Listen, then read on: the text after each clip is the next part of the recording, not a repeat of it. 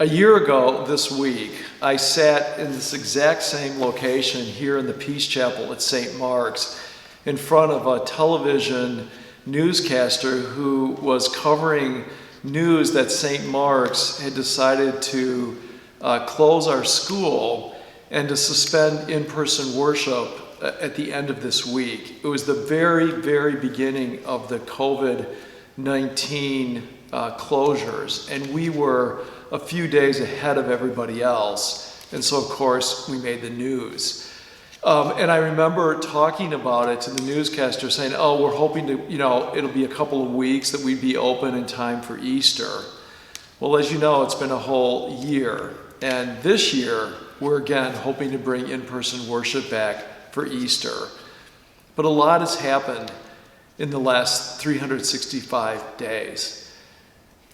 A month after we closed the church and the school, our dear parishioner Marco Bisaglia was lying near death across the street. And at that point, I remember doing last rites from my home with him by phone, as Barb, his wife, grieved so deeply, unable to be with him when he died. The first of multiple deaths that we've had at St. Mark's Church and School over the course of the year. And just 5 minutes ago, another family left, planning a funeral for next Tuesday, as their husband, son, father died after an 8-month battle with COVID, 4 months up at a hospital in Dartmouth, New Hampshire, and the last 4 months down here at Gardens. And this 47-year-old just couldn't make it and passed away here on Tuesday. And it's those reminders to me that tell us that not only have we suffered personal losses, but we suffer collective losses during this time. And it reminds me that the church must continually tell the truth of God's love for us in the midst of such dark and troubling times for so many. There's this wonderful passage from Isaiah.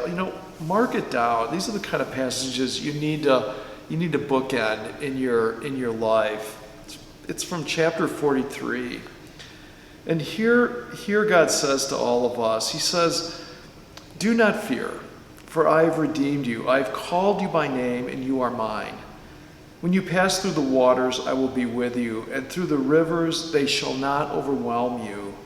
When you walk through fire, shall not be burned, and the flame shall not consume you." He says, "Do not fear, for I am with you." And it's that constant reminder to me that is always the primary message of the Bible. It's the primary message of the gospel. It's the primary message of Jesus. The message that no matter what befalls us, God is always present. And so when we walk through these storms that, have now lasted for more than a year, and we've got months ahead of us really until we're back to any kind of normal life, just don't give up on God. Don't give in to your basic fears and anxieties. And know that you're not alone. If you're healthy today and you've never gotten sick, or you've gotten the vaccine and you're ready to go, there are families who are still suffering immeasurably. And my way of responding to them, your way of responding to each other, is to have compassion and to remember that you are assigned to them, that they are not alone in their distress.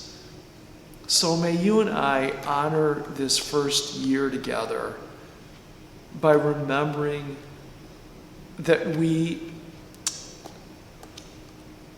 are for one another those words that God speaks to us about fear. and about being together and about trusting that God is always for us and never, ever against us. See you Sunday on live stream. Uh-oh, you're evaluating my work. I am. Are you subscribed? I will with the red button. And give us a thumbs up. I'm a fan, of course.